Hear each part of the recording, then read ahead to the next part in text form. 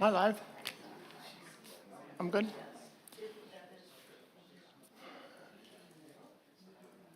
Good afternoon, everyone. I'd like to call our March 5th meeting to order. Could we stand for a pledge of allegiance, please?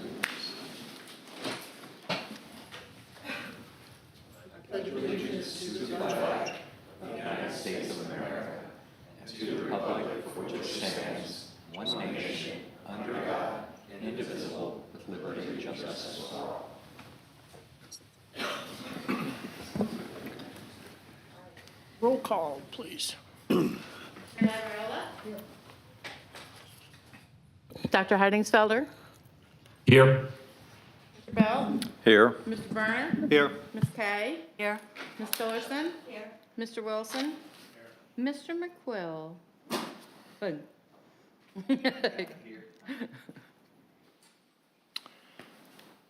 We are going to have an agenda change, and we are going to move up the executive session from its current location. It will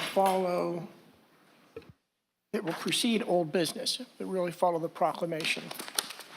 And item K, we will not, tab 22 has been deleted. We're not ready. That's it. Oh, do I need a motion for the agenda change? So moved. Second. Any discussion, any question? The only thing I would note, Mr. Chairman, is that there may be a lot of interest in some of our agenda items following new business, old business and new business, that we will endeavor to be much more brief in the executive session than we have been heretofore, and encourage everybody to stick around. Well done. Hope springs eternal. Well done. Okay, we have a number of sets of minutes. So the first is our meeting of December the 5th. Could I have a motion to approve, please? So moved. Second? Second. Any discussion? Mr. Chairman, I just had one minor change that I'd provided to the town clerk. Very good. All in favor? Aye. Yes, so for me as well, I have a few actually for items A to I that I will forward to Petra later today. One question while reading the December 5th meeting minutes, has the Planning Commission actually made changes to their schedule as it was mentioned in the meeting on December 5th? No, as of right now, they have not voted to change their meeting date. Because they don't want to, or they had no time yet, or? I will have to look into that, and I'll let you know. Okay, thank you. The second set of minutes is our January 3rd special call meeting. Could I have a motion to approve? So move. Second. Any discussion on it, on them? All in favor? Aye. Aye. Tab 3, our council meeting of January the 10th. Could I have a motion to approve? So moved. Second. Discussion? Mr. Chairman, I had a few changes that I provided to the town clerk with regard to the January 10th meeting minutes. All in favor? Aye. Aye. The January 24th special call town council meeting. Could I have a motion to approve, please? So moved. Is there a second? Second. Any discussion? All in favor? Aye. Aye. Aye. Our next is a special call on February the 6th. Could I have a motion to approve? So moved. Second. Discussion? All in favor? Aye. Aye.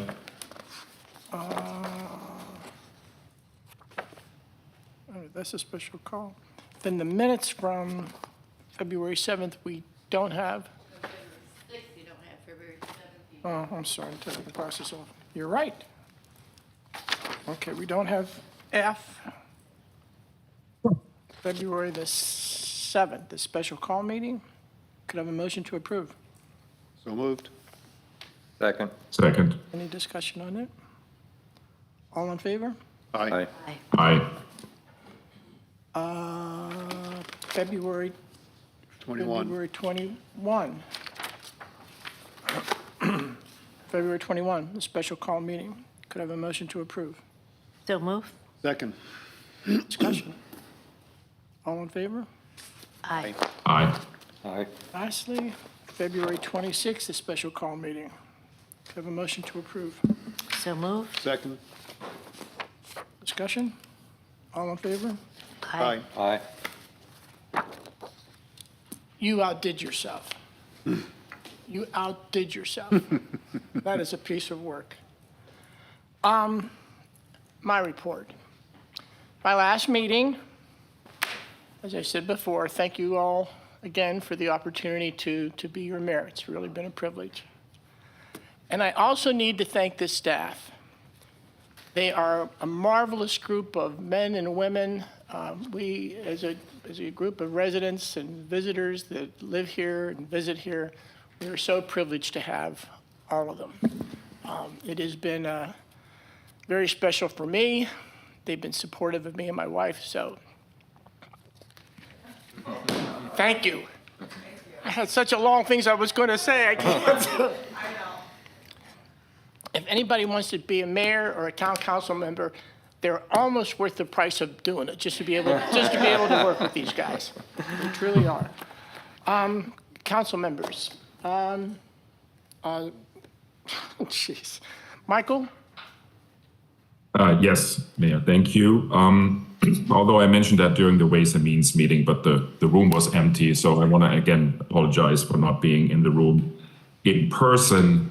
I've tried for 2 days to come home, but both 2 feet of new snow in the valley, as well as, unfortunately, having a flight with United did not really help me. So I'm stranded here in the great state of Texas, in Houston, and might have a chance to go back home tonight or maybe tomorrow or Thursday. We don't really know yet. So I'm sorry. I was really trying hard, but I couldn't make it in person.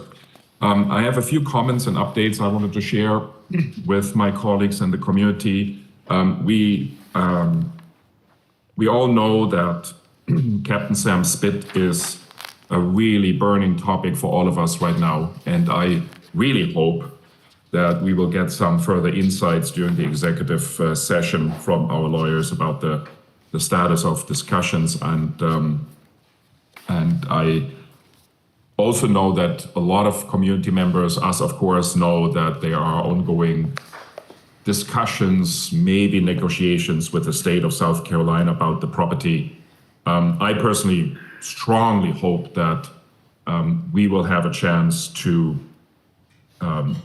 on one side see that fail, but most importantly, really have a chance to come to an agreement with the property owner in bringing Captain Sam Spitz home, which means into some kind of ownership among the key Ks of this island, but especially, of course, into conservation, because this piece of land should not be touched in any possible way. So all of this being said, I would again like to encourage the property owner, South Street Partners, to come to the table with the town and the Conservancy to discuss the future, how we can make this happen, either by just purely following Section 16F, paragraph 9, or by any other way of making sure that this land is protected and managed by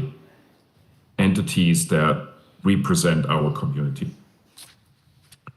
Second topic, I wanted to just briefly comment on the Cape parking topic. For those that are not club members, Kiowa Island club members received a letter from the general manager, Tom Nevin, a couple of weeks ago that was stating that the town will not issue the certificate of occupancy for the Cape Club in the near term, which I think is probably a very accurate statement. But it followed saying that the town now requires increased parking from their, compared to their zoning permit approval in June 2020. Technically correct, but factually not really correct, because we all know that it was a mistake from the beginning by both the property owner the operator and the town to not account for the proper parking spaces. So I just wanted to clarify that, yes, we will probably not issue the certificate of occupancy for the club, maybe for the residences to use the facilities, but not for club members, but not because we have changed our minds, but only because we are trying to make right what should have been made right from the very beginning. Number three, we all know, latest since the winter storms, the big one, of course, December 17th, that our island is rather, fragile when it comes to floodwaters. We have seen significant flooding, particularly in the neighborhoods around the Beachwalker Drive, not only in that cove, but I think they were probably affected the most. I've been listening to many residents and part-timers in that area and was, stunned about the magnitude of the flooding, which again raises the issue of concerns, as it relates to flood water management along Beachwalker Drive. Originally, I was very happy that the town contracted Weston and Sampson to do this review of what, the developer, DHAC, Charleston County had done in terms of storm water management. And we all heard the recommendations from Weston and Sampson, I believe, in the February 6th meeting. I'm certainly not an expert in flood management, but just my engineering background, told me that there is concern about how flood management was investigated for the upper and especially the lower or Ocean Pines properties.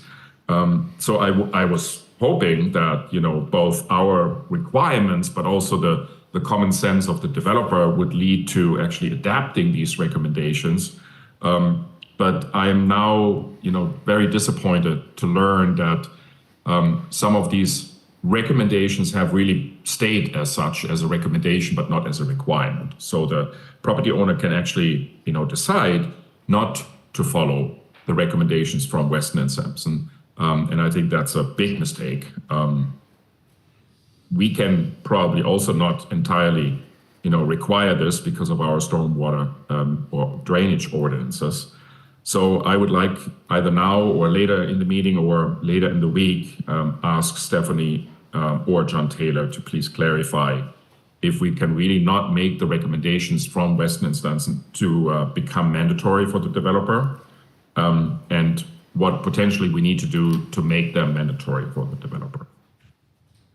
That was my topic number 3. Topic number 4, I think many community members have seen the successful work of our new community service officer at the first gate.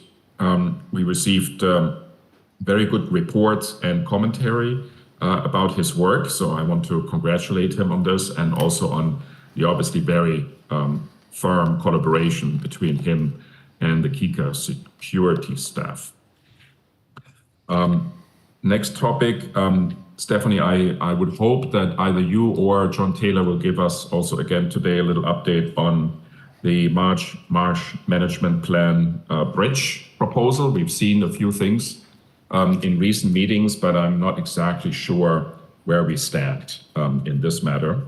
And then last factual topic, the town was holding its first hazardous household waste collection event on February 8th, shortly after the last town council meeting.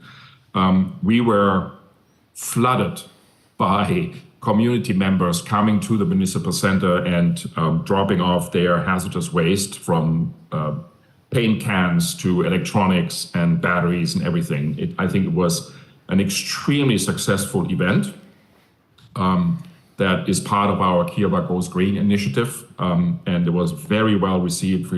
We had so many people thanking us for this opportunity. At certain points during the morning, we were so overwhelmed that staff and even myself had to step in and help unloading vehicles that basically came on a continuous basis, dropping off their stuff. So this was a great event, and we will, as soon as Trident, our new solid waste collector, will start their business, we will have these events probably on a quarterly basis for the community to come by and help us to avoid that household trash or recycling trash bins are contaminated with stuff that should really not go into household waste or recycling. Most importantly, I wanted to use the opportunity to thank Mayor Labriola. I've now worked with him for more than a year.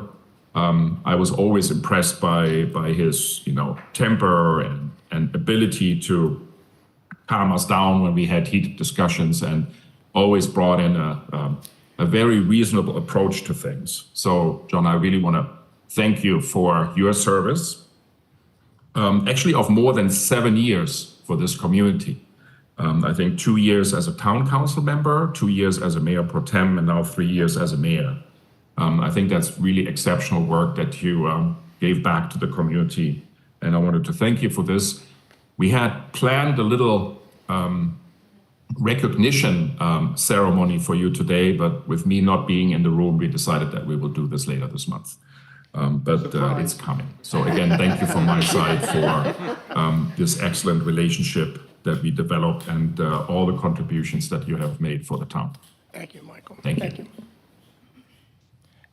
Madeline? Okay, a couple of updates. I'll start with, well, I'm going to add my thanks before we get too far into this. And as I said during our podcast, yes, the service you've provided with such dignity and wisdom and grace is truly remarkable. So Thank you. I add my thanks. Marsh management. We've had several meetings kind of putting the focus back on marsh management activities. From a communications perspective, I'm going to thank Erin for her leadership. She's got numerous projects that are all designed to keep marsh management at the forefront of the community's attention. And so she's reinforcing the value and the vulnerability of the marsh through individual community members who are making contributions, and through the neighborhoods who are making progress on various initiatives. We've got the Pervious Surfaces Subcommittee that's headed up by Tommy, and we took a step back this last meeting to really refocus our attention on measurable outcomes. So to try to make a determination of how much of our actual island is covered by pervious surfaces, what kind of impact are our projects going to have? Are the benefits that we're looking at actually improving stormwater runoff, or are they mostly aesthetic? So we want to put real measurements in place so that the community knows what its objectives are on various projects. At that point, we will draw up guidelines that might do things like recommend which contractors that you can use for a neighborhood project, how big the size of the group is to take advantage of any discounts, whether we're going to focus on regimes or single-family homes, whether we suggest neighborhoods that would benefit most from some of the pervious surface projects, for instance, down in Brad's neck of the woods, where Inlet Cove has been hit so hard. Moving on then to the Environmental Committee. Is Erin here? No, Erin is chairing a new subcommittee that we're going to be revisiting pet restraint / critical habitat area protection. So those of you who already know where the off-leash section of the beach is, it's kind of surrounding the beach club. We're looking at perhaps expanding the time frame that dogs are allowed to be off-leash, perhaps shifting that area. We've got a couple of endangered species, so red knots, piping plovers, the turtles, that are seriously endangered, and off-leash impacts that. So we want to try to balance those two initiatives, so keep folks with their dogs happy, but also protect the endangered species. We had at the full meeting of the Environmental Committee, the folks from East West attended. They apologized for the Cape Boardwalk situation. did a mea culpa. They just didn't anticipate the February 6th storm, and they anticipate working on that project and finishing reconstruction, within the next couple of months. Jim is working, I can't speak to the beach walkover project, but Jim's been working on that. And then we've got the Conservancy, which is spearheading the Marsh Madness Month coming up. So there's a whole lot of different programs that you can take advantage of. And then finally, Planning Commission.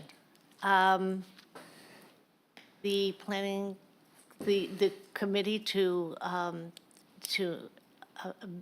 approve interviewed 4 candidates. One has been selected. I don't know who it is. He's here in the audience, I think. Oh, okay, well then. Welcome when he.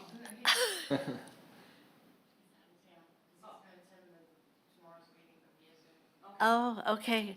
And then in other business, Planning Commission is hard at work back on the comprehensive plan with a new consultant who I understand listens very well. That's my update. Very good, thank you. Russ? Thank you. First thing I wanted to do, of course, is add my satisfaction, love, and cherish of the mayor, but I won't be dripping any more than that. This really isn't a I prerequisite. know. you know. So, well, you'll be surprised when you get your plaque. So, the next thing I want to talk about is the dunes. I have previously discussed at meetings where there have been damage to the dunes in certain locations. This past week, I went down and I wanted to show some of the damages here. And one of the photographs shown here is where there is a large breach in the primary dunes. I know, I see it on the screen here. Second, and both of these are fine, they're showing the same thing. And I can tell you that, if you freeze on this picture here, in my mind, it's due to the walkovers on the dunes. This is now a location on the secondary dunes. The first row of dunes have already been obliterated in the first 2 pictures I showed you. Now the secondary dunes are being walked on, and the exact same kind of destruction of the primary dunes is going to occur now because this dune height is being lowered. The town has to do something about that. We have some ordinances. Section 16-304 says pedestrians shall not walk through the dunes. Unfortunately, it has a prohibition that says it does not apply to dunes in front of beach walkovers, which this would be. However, Section 16-406E states owners of existing community beach walkovers terminating more than 20 feet landward, which this dune is terminating about 50 feet landward, shall be notified by the town to make corrections, and that the remediation plans have to be provided within 30 days. This is going to become a big deal to me. We're also going to pursue, in my mind, what the state law says, because these dunes are protecting all of us. And this here is evidence of a particular secondary dune that is starting to be lowered in height, which is going to affect all of us. The second thing I want to talk about, we had a sinkhole show up on Kiowa Island Parkway.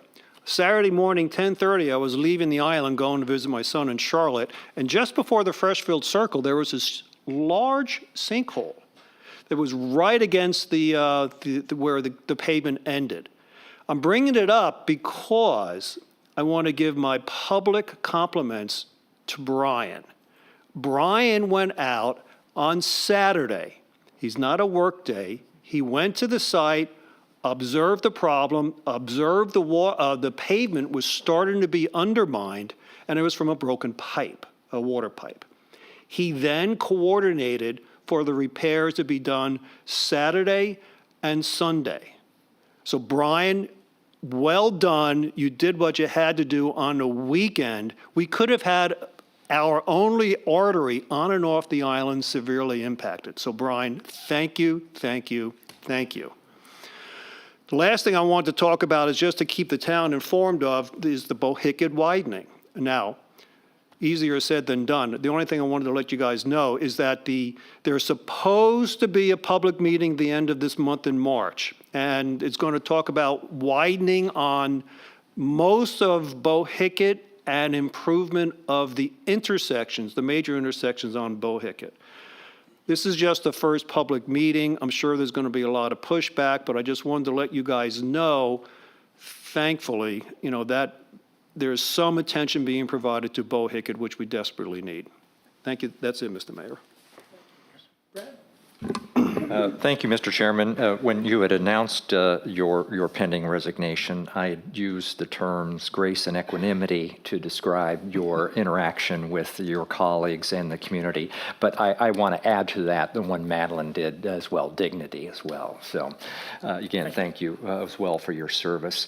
A couple of off-island issues.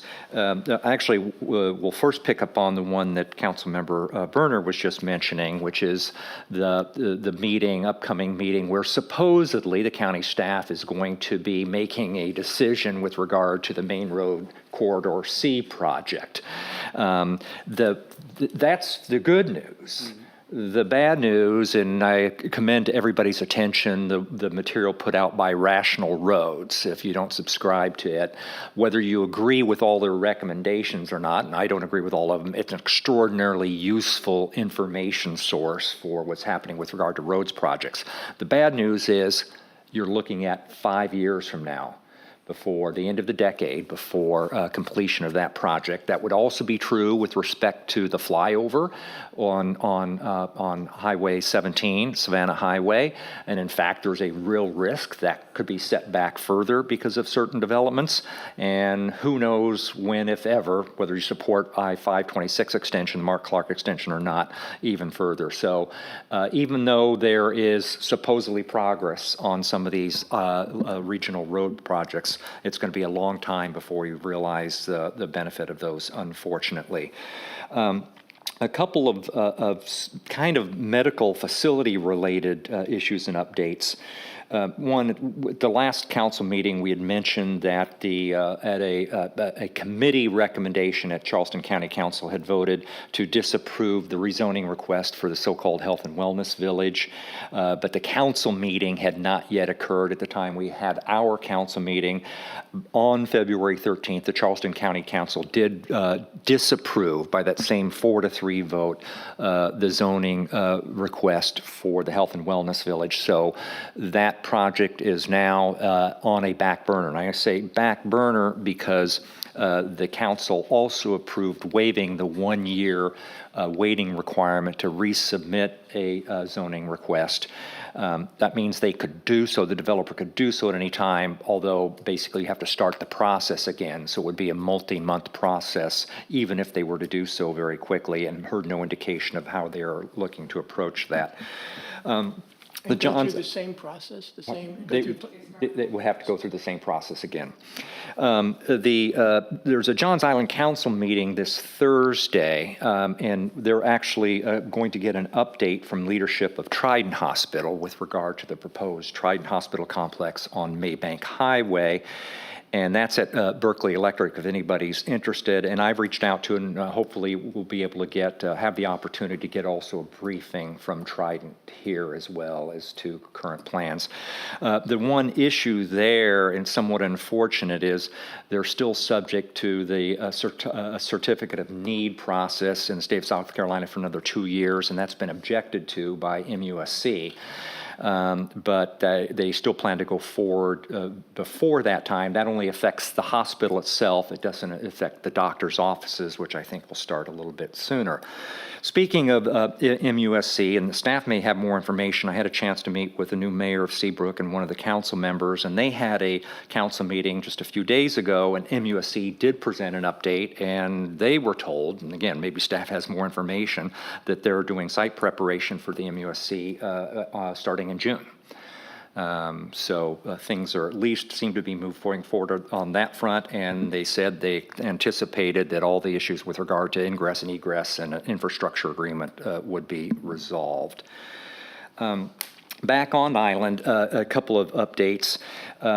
Last meeting, I neglected to provide an update on the ARB task force public meeting that had occurred back in January that Councilmember Heidingsfelder and I have been part of, as has Councilmember Kay, although in a slightly different capacity at that time. So we've got to figure out how to resolve that on a go-forward basis. But we've received had a public meeting, received a lot of good input on the Phase 2 report. And my understanding, based upon conversations with a couple of colleagues, and maybe one can clarify this if necessary, who's here today from KICA, is that it's anticipated that the newly constituted KICA board will authorize essentially negotiating with the partners on a Phase 3 transition of the ARB over a period of time, so stay tuned on that. There are continuing ARB issues in the interim, one is which we'll address on the agenda later today with regard to tree protection and a tree ordinance. There's another one that keeps coming up, and it's been an issue more for KICA than anybody else, and the ARB has asserted that they have authority over signage, not by virtue of the general covenants, but by virtue of the town's road code. And that presents a couple of interesting questions, and I'll get Stephanie's or Joe's thoughts on this. There are two provisions of our road code, sections 12-473 and 12-481, that purport to require approval by the ARB with regard to signage, both to entrances to subdivisions as well as traffic control signs. The interesting questions, two interesting questions are presented there, one of which is, since we have another ordinance that says the town can't enforce private covenants, private restrictions, the Kiawah Island Graphic Controls and the KIRB, the ARB designing with nature standards are private covenants. So it's not clear to me how the town ordinance can require somebody to abide by private restrictions. That would be the first interesting question. The second question that flows from that is, if there is a violation, if somebody does not comply with that requirement to abide by ARB standards with regard to traffic control signs, such as KICA, what's the enforcement mechanism? I assume that doesn't give any authority to the ARB to actually enforce town ordinances. Because this is an issue that's come up quite a bit with regard to KICA. So I don't know if either Stephanie or Joe, you have any thoughts about that little conundrum. At this time, I don't. Joe may have, since it was just brought to my attention just now, I'm going to have to get back with you on that. And now, unless you have, we'll get back. Okay, thank you. Want to touch upon, beach issues have really been front and center. Councilmember Berner raised the critically important ones with regard to the protection of the dunes and the beach walkovers. A community meeting that KICA board member and David DeStefano and I hosted, there was a lot of discussion about trash-related issues, and we had some follow-up both with Stephanie and Shannon White, and there are some interesting kind of jurisdictional issues in dealing with trash on the beach. And this is an area that's just going to require, it seems to me, cooperation and collaboration between the town and KICA. In fact, it may entail a formal agreement of some sort, since the town provides the trash pickup service and has provided the trash receptacles and now needs to provide those again, but those trash receptacles are placed on KICA-owned property. And there was a survey that was put out whether they should stay at the end of the boardwalks on the beach side or on the interior side. I think KICA obviously has some thoughts about that, and they have a jurisdictional interest. So there's going to have to be something to be worked out. And I want to put some onus on KICA in this regard, because while we provide on the beach regularly scheduled trash pickup, it's not clear to me, and based on a lot of feedback we have had, that scheduled trash pickup is sufficient to address all the trash-related issues that occur on the beach during peak times. And it may be incumbent upon Kika, since it's on their property, to essentially make up for the gap, because I think they have more staffing capabilities than we do to address those interim periods. But I do want to acknowledge that there are 2 Kika board members in attendance today and appreciate them being here, and they're certainly free to chime in on that. The other beach-related issue that's been raised more recently is with regard to storage of chairs on the beach overnight. Again, this is an interesting jurisdictional issue. Our town ordinance prohibits overnight storage of chairs on the beach. But there's an exception if it's been otherwise approved, especially approved by the town. So the question is, has the town approved storage of chairs on the beach by any parties overnight? I would probably imagine that with regards Can to beach, Can I chime in here? yes, go ahead. Brad, to your last 2 points. So trash collection on the beach has been an issue for a long time. The town staff and I have been debating this for a month now. We have actually reached out to Shannon White about the alternative to move the trash bins inland, means at the beginning of the boardwalks, which would actually serve a multitude of advantages, from avoidance that trash is actually blown out of the trash bins into the dunes, which happens actually quite frequently, to much lower risk of being washed away, like in the December 17 storm most lately, where basically all the trash bins we have been destroyed, to actually a much better pickup service independent from the tide schedule. And actually, even during the high season, the ability to pick up trash twice a day, which is not possible today, because it would interfere with traffic on the beach, and we don't want the trash truck to be on the beach while there is a multitude of people, residents and visitors on the beach. So I had that discussion with Shannon White about the possible alternative to move these trash bins inland, and the feedback from her and the Kika board at the time, this was like a couple of weeks ago, was negative. So the Kika board would not be willing to entertain this idea. We now have, as you mentioned, that survey out. We just received the results, I believe, yesterday, so we have to digest and see what the community, and we had, I think, almost 1,200 people responding to the survey, which is a great number. We'll see what the preferences are. It looks at a first glance that community wants trash collection along the beach, somewhere along the beach, but we have to be, digging a little deeper into the data from the survey and the multitude of commentary. As it relates to the chairs on the beach, Brad, that has also been a topic for many months now. There is an agreement between the town and the resort, I believe, as relates to the sanctuary, that they are allowed to actually store their chairs along the beach. Also, the contract with Island Beach Services allows them to store them along the beach. And as it relates to the Kiowa Island Club, their storage is actually still on their property. So at the moment, nobody really violates ordinances in that respect, but it remains an eyesore. And I do believe that we have to continue, which I've done with both organizations, the club and the resort, continue the communication with them to make sure that at least at the end of the day, these storage areas are as neat as they can be, which have not always been the case. And I took often pictures and forwarded them to the general managers of both organizations to keep their teams a little bit more on the target here. Thank you, Councilmember Heidingsfelder. I'd actually, it was my similar understanding based on conversations with Kika regarding any thought about moving the trash receptacles inland, even though that might make a lot of sense.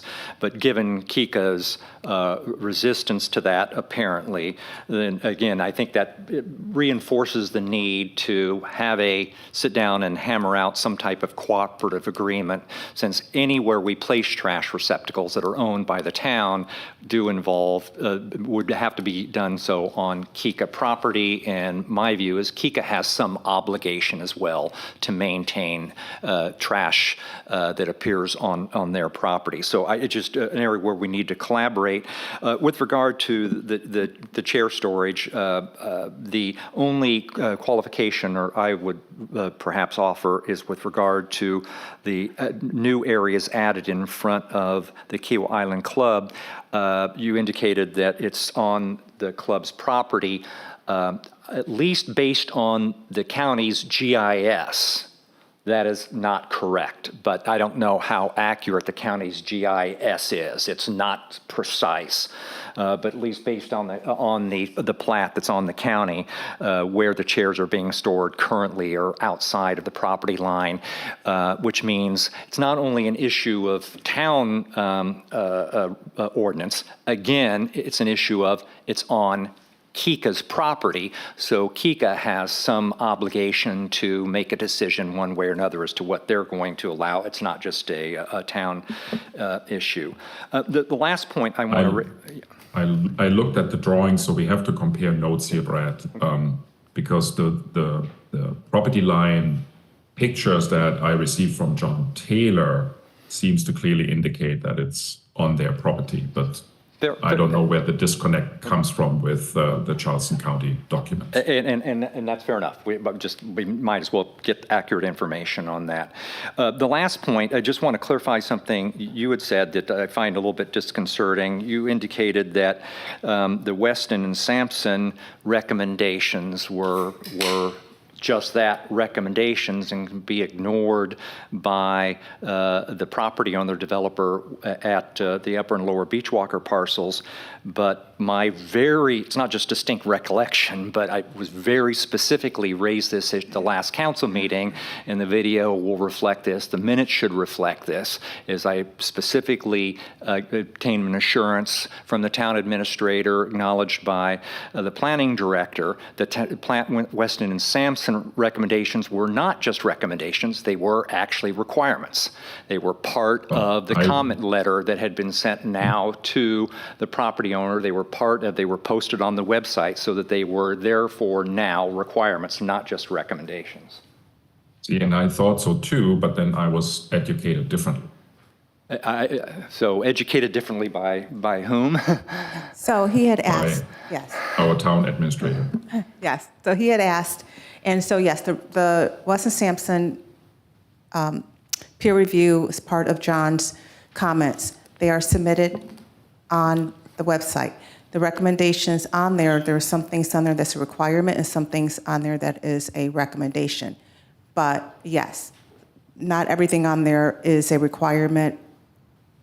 And what he specifically is talking about is stormwater, and I looked into that last week and talked with John, and we looked at our ordinance, and I put on this note to, again, talk with our legal counsels in regards to Weston and Sampson to use Charleston County regs. Our ordinance only states that you can use DHEC regs, state regs. So my question to them was that, can we require the applicant to use other regs that's not part of our ordinance? And so what I'll do is, as Dr. Heidenfelder he had asked, is that John and I will sit down, we will look through the ordinance along with our legal counsel to make sure if in fact we can enforce the applicant to use regs that's not part of our ordinance.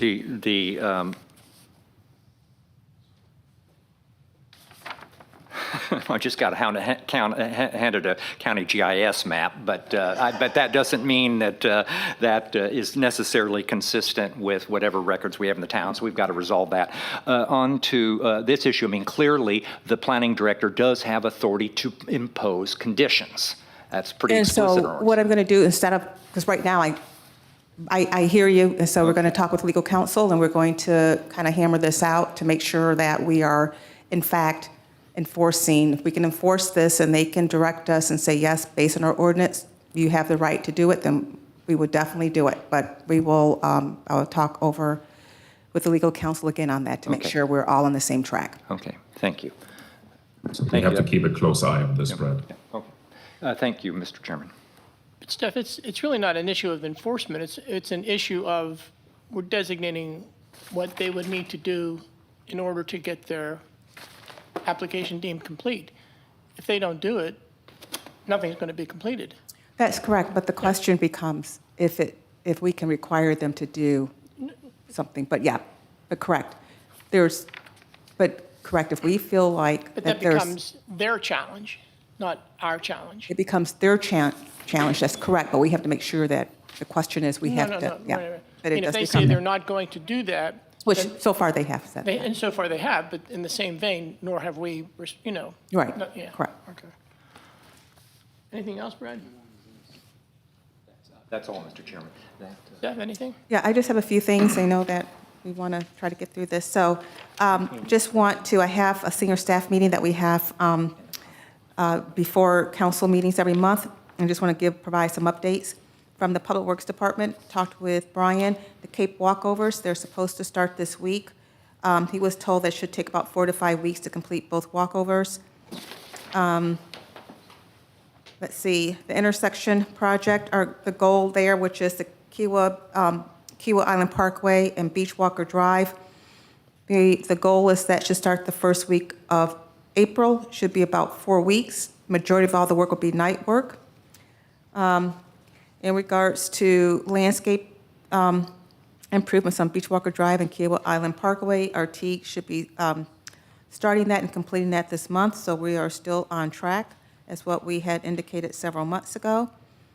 Let's see, and also the trash containers on the beach, we are looking at bringing some of them back and putting them at strategic locations that may have high traffic areas.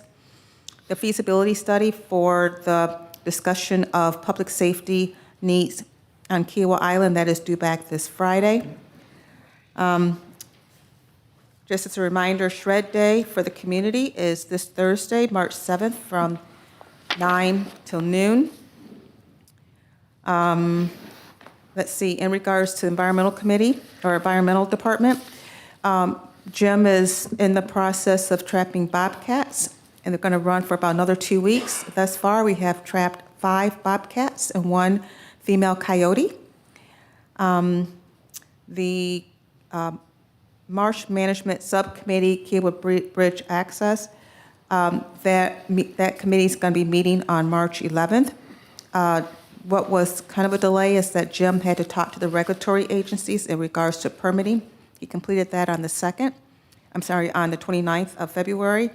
And so they're having a subcommittee meeting, on, I think, March 7th, and then they're going to go to the full Marsh Management Committee on March 11th.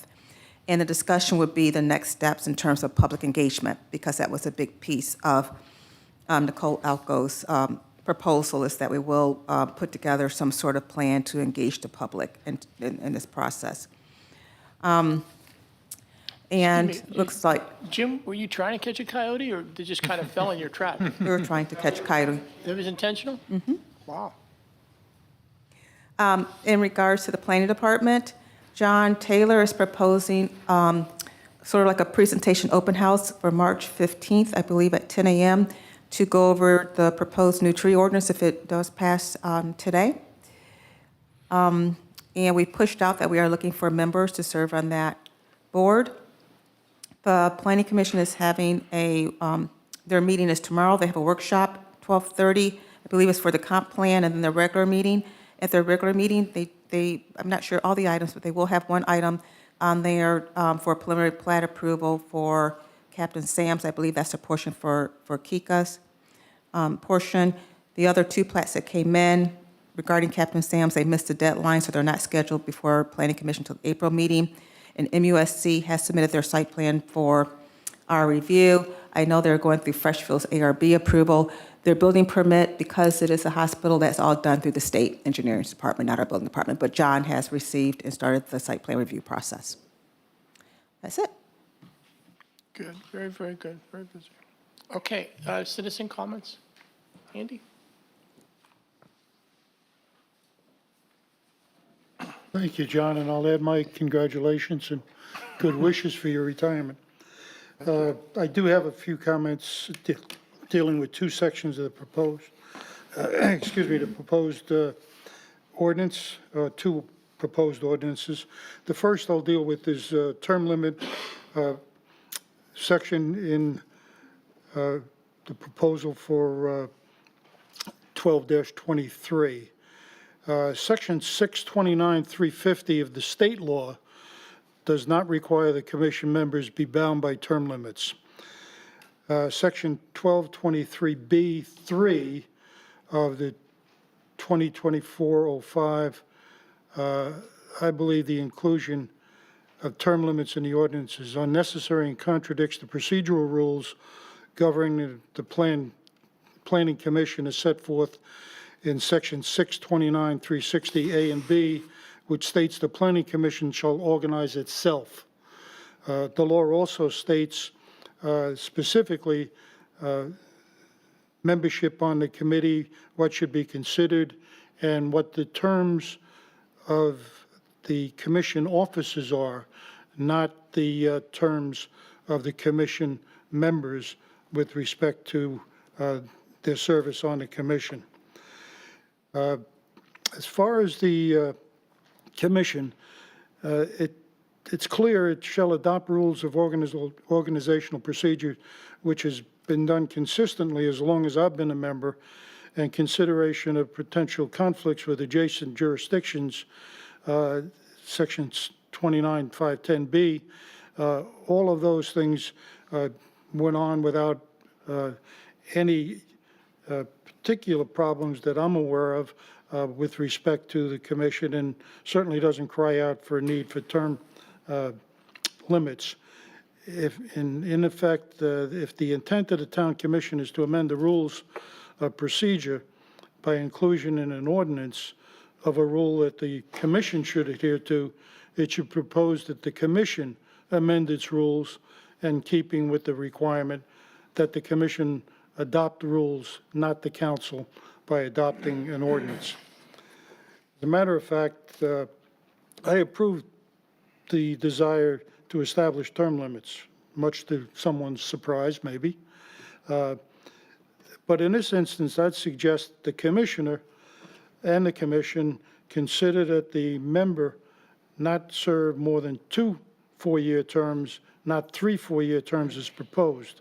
Further, I would allow the chairman of the commission to extend the term of a member beyond 2 terms in situations where a member is participating in a task force for a partially completed project of the commission, but only until that project is completed.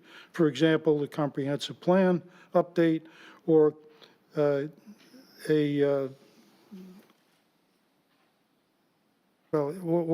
the tree and landscape ordinance. Interestingly enough, there was a editorial in the Wall Street Journal today, which sort of highlights the problem. And it said, and I quote, "The problem of modern government is that it charges into every corner of American life, crowding out the private group and volunteers who do so much for social cohesion." If you think about it, that's what the volunteers on the Planning Commission have been doing. And we've been doing it for as long as we wanted to, as long as we were asked to. And there's no reason that I'm aware of that term limits be included in the ordinance. Certainly not. If you want to change it, propose it to the commission and the commission will consider it. Finally, I would delete the reference in subsection C in the heading of section 12-23. The reference to subsection C comes from the state law dealing with BZA powers and creates confusion with the language of 1223 section D 3C as written. Section 629, 1150 of the statute, 1150C of the state statute, the action of the Planning Commission, it states that the action of the Planning Commission is final, and it deals with any appeals to decisions to the Planning Commission. That is not the subject to appeal and is in direct conflict language with 1223, Section D3C, as the town ordinance is now constructed. Staff is aware of this suggestion and agrees that this change can be made in the ordinance cleanup process. I'd suggest that, knowing that the town ordinance was adopted prior to the change in the state law, which occurred in 2023, although I don't have the intent of the change in the state law, I would suggest that the reason they made the action of the Planning Commission final and not subject to appeal suggests that they want to eliminate the need for that appeal process to go outside. It also, as I've heard at some points during the discussion of term limits, sort of changes the approach that suggests we need term limits because we're a quasi-governmental agency and they can be appealed. Well, the fact is we're not a quasi-governmental agency. We're an appointed group of members, not an elected group of members. Our only appeal right is to subdivision issues that determined by the staff, and as the statute now states, it's not appealable if appealed. So it takes out this quasi-governmental or quasi-judicial argument that's been made to justify term limits. Also, quickly with respect to ordinance 2401 on the agenda, the ordinance section 1 establishes the purpose of the ordinance and says it's established landscape and tree preservation standards for the town of Kiowa Island. The purpose and intent of the draft language in draft of section 1229, first paragraph says the purpose of these regulations is to provide tree preservation and landscaping standards for all properties within the town of Kiowa Island's municipal boundaries in order to consistently preserve, et cetera, et cetera. For everybody's education and appreciation, I think you need at least to define the two, or if there is a difference, state what it is. And if there's no difference, state it's not the same and use the same language to determine the scope of the ordinance you're going to consider. Thank you, and I have no other comments. Thank you. Other comments?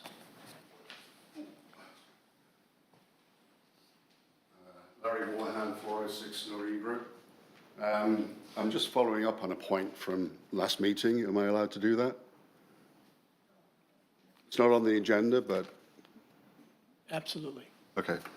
So there was some confusion. I raised the issue of the fifth floor on the Cape last time. There was some confusion. I was asked after the meeting to speak to John Taylor. Basically, the Cape is allowed to have the garage floor plus floors. I spoke to John Taylor after the meeting. He said refer to the code, which I did so. It was a little difficult working out which bit of the code I should look at. I then got a statement back from Stephanie saying that the code basically says the floor is not habitable, therefore it is not a floor. But if you see to the right of the construction on the fifth floor, there is a room. I don't know what it is. I got a very terse statement back, one-liner, 5 words, saying this floor is not habitable.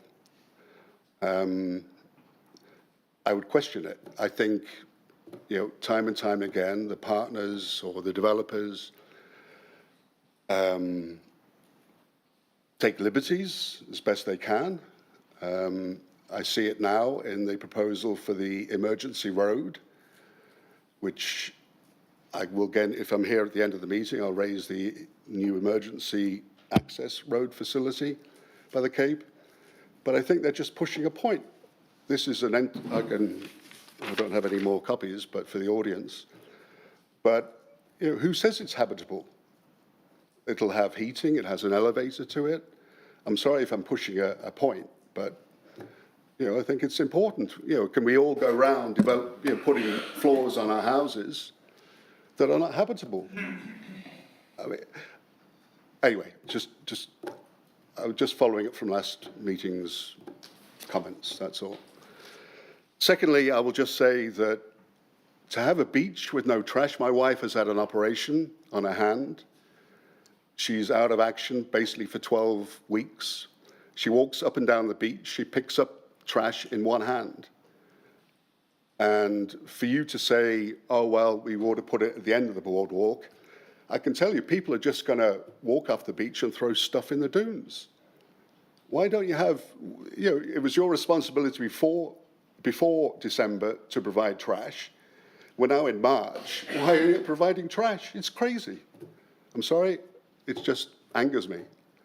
Why you can't get together with these guys or why you can't just do it yourselves. I'm sorry. I've got 2 points later on if I'm here. Thank you.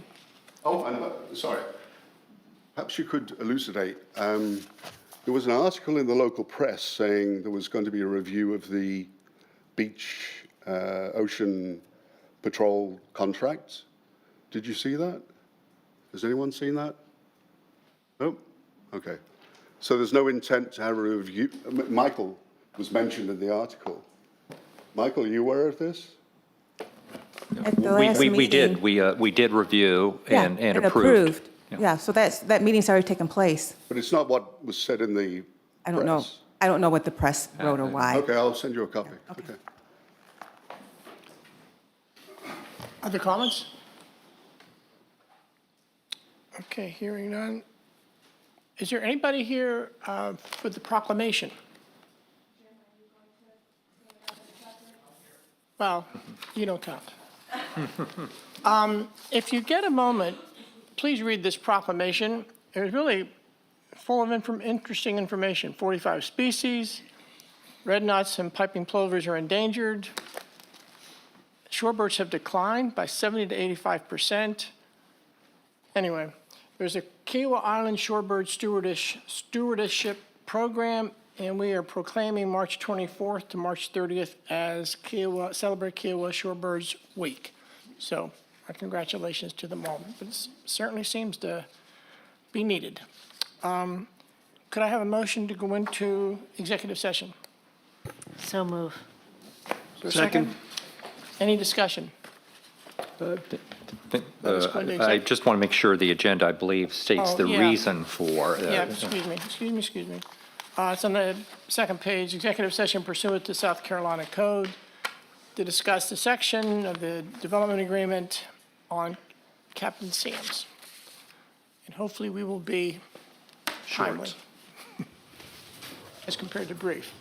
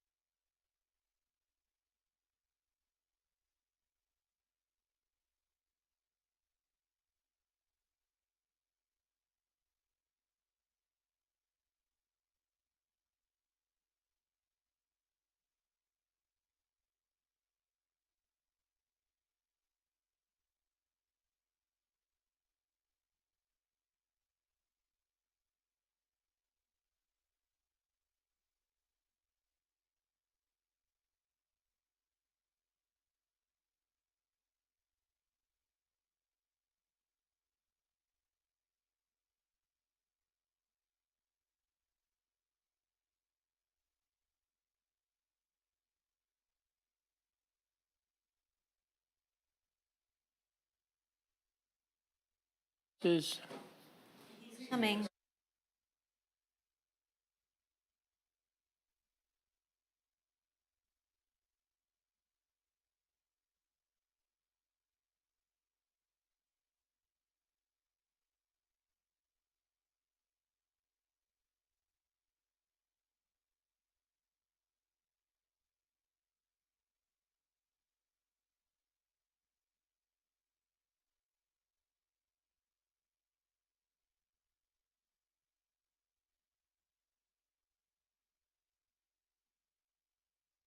I have a motion to come out of executive session. So move. So, Second. Any discussion? Okay, we're back in regular session. No actions were taken and no decisions were made. Just another long, long discussion. But I think we have a motion. Yes, sir. I move to authorize legal counsel to hire professionals to assist with new potential litigation against the Kiowa Resort Associates LP and KDP 2 LLC as discussed in executive session. Second. Second. Any discussion on that motion? Mr. Chairman, I support this motion. I just want to reassure the community, and I suspect fellow council members will do so as well, that the town remains committed to enforcing the obligations that Kiowa Partners undertook under the ARDA. And while some of this can seem a bit obtuse, we are pursuing every option alternative available to us in our best judgment to achieve that outcome. Okay, thanks, Brad. Any other comments? yes, I would agree with Brad on that notion. I think it is very clear for me out of the discussion, the multiple discussions we all had, is that everybody on town council believes that we have the rights through the ARDA to ensure that this land goes into conservancy and full protection. But I think we also understand that there are a multitude of ways to pursue that objective. As I said in the very beginning of our meeting in my updates, that I really hope that South Street Partners will understand that we are very adamant in our objectives and the measures we take, but that should not leave them with the impression that we are not willing to come to the table and talk and potentially negotiate something that would fulfill the absolute desire, I believe, the absolute desire of the town council, but more importantly of the entire community, that we can bring Captain Sam Spit home to us, to the community, owning this property. Thank you. I would just like to add that I encourage the community to have patience. These legal issues take time, and there's been real weighty consideration of a variety of approaches and options, and just want the community to recognize that the town council is acting in very, very good faith to do the very best thing for the community, but it takes time, so please be patient. Okay, all well said. Ready to vote? Yes. All in favor? Yes, sir. Aye. Aye. Old business. This is an ordinance to approve, this is the second and final reading, this is under tab 11. This is the tree preservation and landscaping standards. Thank you, guys. Thank you. Thank you, guys. John, are you going to speak to this? Okay.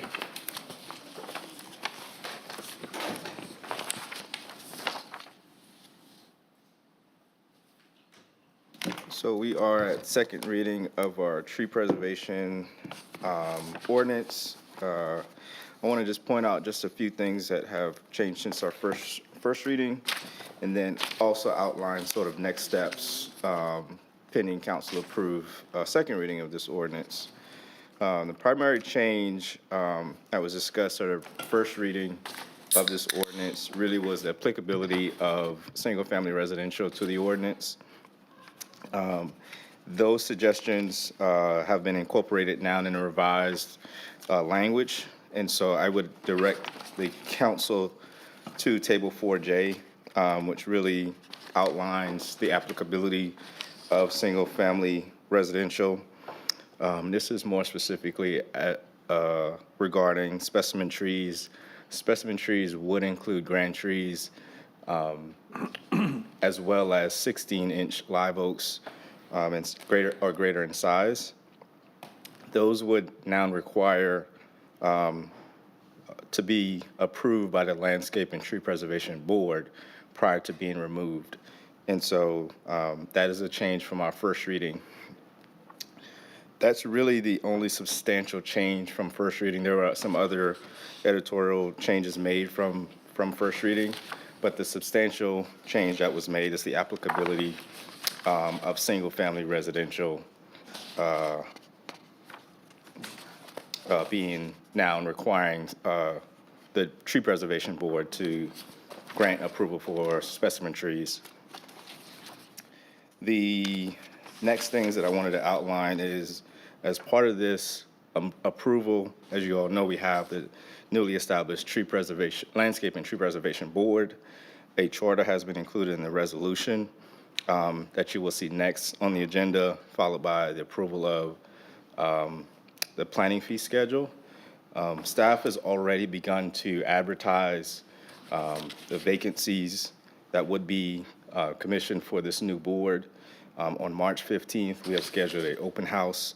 That open house is to, number one, inform the community of the new process and permitting procedures pertaining to this ordinance, but as well as communicate and recruit, rather, the roles and responsibilities of those who would serve on this newly established board. Following that, we would essentially recruit a roster for appointment, bring those potential new board members for your approval for their appointment to the Tree Preservation Board, and then there'll be essentially a phased time period to which applications will now be able to be received.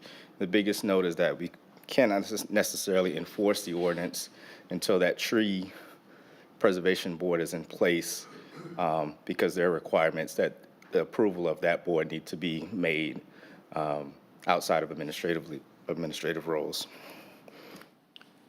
John, Yep. John, in terms of your first comments about that one, the change that was made, should that go back to the Planning Commission or?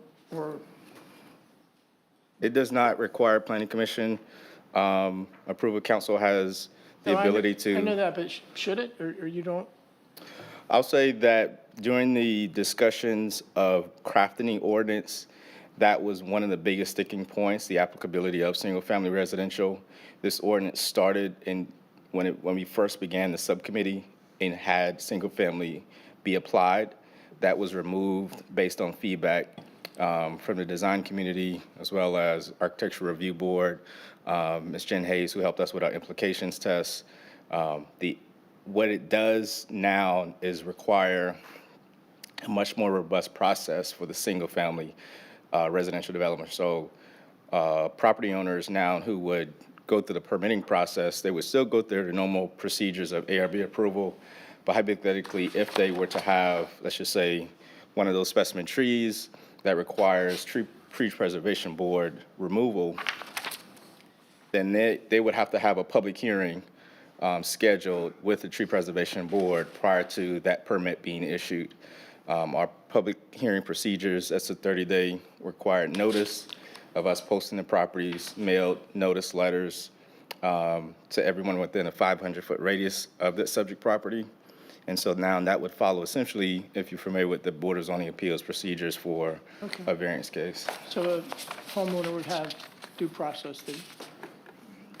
Okay. All right. Can I have a motion to approve?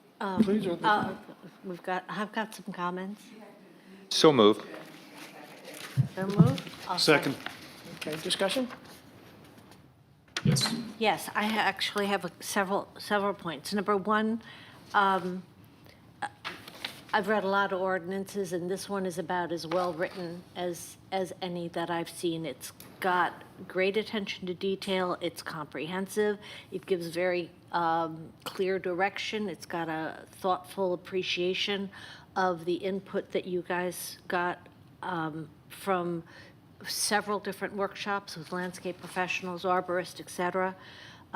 It's cognizant of the importance of trees to our environment. And I think there is some ambiguity, and the mayor just referenced this. There is some ambiguity on this, the inclusion or the need for single-family homes to receive that kind of attention from the Tree Preservation Board. I also think there's ambiguity in the language. At one point, the ordinance is revised mostly to non-single-family developments with revisions. Single-family residential is not exempt. And then in another section, Section 12-129, under Section 1, excluding single-family residential developments. Then on the site plan review, single-family detached residential site plan review process requiring site plan review application will not apply to detached single-family residences. However, a review by planning staff to determine compliance with all applicable zoning regulations is required. Again, I just think there's confusion here, and that somebody reading the ordinance is going to question exactly what is required.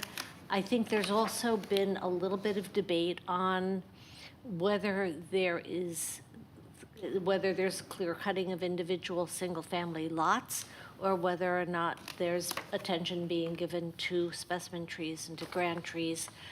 I think it might be prudent to take a systematic look at what's going on in some of the lots that we as council people have questioned, and maybe delay action on this for a month till we can make that more disciplined assessment of what's going on. I also do, as a secondary issue, question whether or not we need a 7-member tree preservation board. So if, just discretion of council, but if there are like changes we want to make right now that we can amend the ordinance, we can do that. But if there's something saying table the whole thing for additional study, I want to be clear what's being suggested here. I'm suggesting that we table it for a month. Okay. Yeah, I think there's good reason for this, because I think we want to have one more thorough look at the entire text to really make sure, as Madeline pointed out, that there's not confusion of what exactly applies. I mean, I don't think the 1 month, looking at this more thoroughly and word by word, I think would only further improve this document. Second, I would also appreciate a little bit more insight from the Planning Commission why they propose to exclude single-family homes. I did receive some explanations, but they were not necessarily consistent. So I would appreciate a little bit more insight why the Planning Commission, I assume for very good reason, excluded single family. And then third, I also agree there with Madeline. I'm still a little bit puzzled why we would create a 7-person, tree ordinance board. It's difficult enough to get people together at the same time in the same room, or at least virtually. I'm not exactly sure why we would need 7, because I think we started out with 5. Originally, or the Planning Commission started out with 5. So Yeah, so. those are my comments. Brad, you need to amend your motion? Well, just a couple of observations as well. I agree with both the prior comments, generally speaking. I don't see, on the latter point, I'm not sure why we'd need 7. I would be fine with 5, or even going down to 3. I think 7 is probably the wrong direction and too many. We have received a lot of input from the Planning Commission and other members of the community, particularly architects and others, regarding the application of the tree ordinance to single-family properties. Just to be clear, as the changes that have been made in this draft subsequent to first reading, it would only apply to single-family properties with regard to specimen trees, not to all protected trees. Yes, of And course. not with respect to landscape plans generally. So it is very limited. But having said that, I think there is a basis for getting more information. The way I had looked at this, and I would simply pose the question this way, is does the community believe there is a public interest in protecting grand trees on Kiowa Island? I believe the answer to that is yes, and that's why you have grand tree protection ordinances in Charleston County as well, for example. And if the answer is yes, then should there be a mechanism for that public interest to be reflected in considering whether or not grand trees should be removed? Currently, there is not. One may be of the view that the ARB is well suited to protect grand trees, but there is no process for public involvement in that, and for neighbors to have a view, or anybody else in the community, the Conservancy or anybody else to have a view about that. And that was the reason for incorporating a tree preservation board review process for single-family properties for grand trees or specimen trees only. Having said that, it makes sense to delay a month to get some additional information as to actually what the real-world impacts of that would be. I would be fine with that. The only other kind of general point I would make is, with respect to Table 4J as drafted, we had discussed this previously, John, and with Stephanie, is it's a little unclear to me on the mitigation standard, what it means by each of the mitigation requirements with the discretion either of the TPB or the planning director. Does that mean the planning director or the TPB has discretion to wholly waive or modify the mitigation requirements that are specified? And if so, which I think was the case, that there is some discretion, that discretion should be guided or by reference to the preservation mitigation criteria contained in 4J. It isn't currently. It just says discretion. So to your first question, yes, that was the intent, to allow some discretion to the approval authority for the mitigation requirements based on each individual application. Because every site would be different in what mitigation requirements could and could not happen on that site.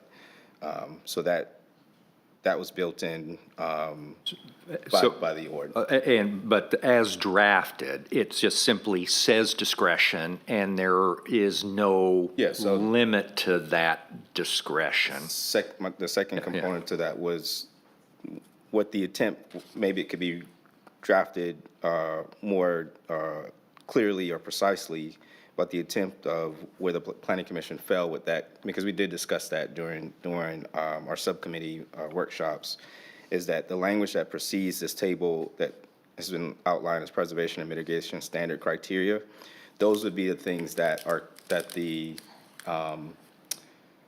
Preservation Board and Planning Director consider as part of their So I mitigation think a requirements. minor language change to just have a period after the minimum for each of these sections, where whatever the minimum, the mitigation standard is, must replace the minimum, period. Then either the TPB or planning director has discretion to modify the mitigation standards, the required mitigation standard, subject to the preservation and mitigation criteria listed below, or something like that. Okay. John, I also have a couple of comments, pretty simple, though. One of the things that I noticed in the mitigation standard, there's, at least I could not find any wording that says the tree must be alive after 1 year. It's one thing to plant a tree, but it's another thing to make sure it survives. I think we need to add that. So it would be in the last section,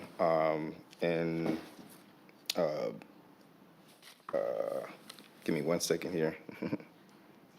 Well, maybe the best thing to do is to delay it for a month. Yeah, and we if can do have that. comments or I can point you questions, to that Great, right okay. section. Just that send is it to in there. John. Yeah.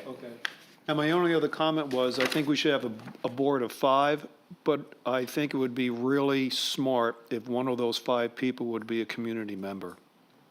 So when you said community, meaning broadly non-resident, is that what you mean? No, Or no, no, I vice versa? mean, meaning that it's not, for example, the planning director, or somebody from the commission, or, you know, people who are living in the community who have a vested interest in, you know. So right now, the way the structure has been set up right now and is drafted is that 7-member would comprise of residents or property owners plus community professionals. So it'll Right. be a mixture. Right, but when we're going down, I think 7 is too much as well, as everybody else has said, but when we get down to 5, what I wanted to say is we need to make sure one of those 5 is a community member. That was highly recommended by the planning commission, that experts in those fields and professions be part of that board, so yeah. Okay. Yeah, but it was also recommended, Russ, by me saying that actually we want the majority being community members. So if we would go down to 5, it would be 2 professionals and 3 community members. And John, is the planning director a voting member of that body? No, Okay. Okay, because Michael's right. The current outline calls forth at least 3 of these property owners shall be resident members. So if we go down to 5, that would mean at least 2. okay. I'll make those changes. Yeah. I can make those changes, yes. Okay, so we need a motion to, Well, I just, one Postpone? other comment back to the issue about the application of, there are a lot of ways to slice it, of the potential application or the application of the tree protection ordinance to single-family properties. Again, as currently drafted, applies to grand trees and specimen trees. So 24-inch caliper as well as 16-inch caliper.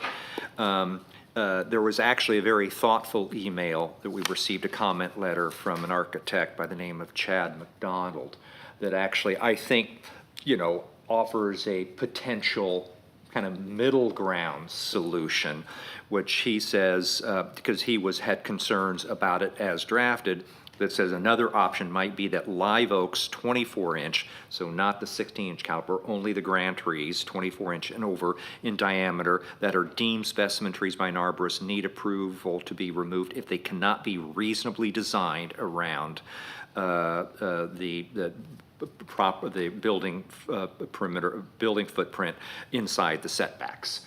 So that's a potential, narrowing of the scope while still making it applicable to single-family residences with regard to 24-inch live oaks.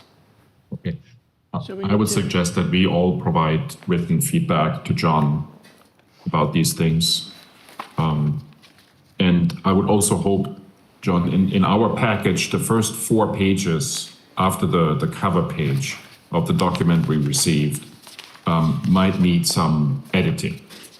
It's reading it is rather confusing and not 100% clear. I know that those 4 pages are not really, ordinance documents, but I think we want to be clear, since we are publishing this on an ongoing basis, that also those 4 pages are done very well.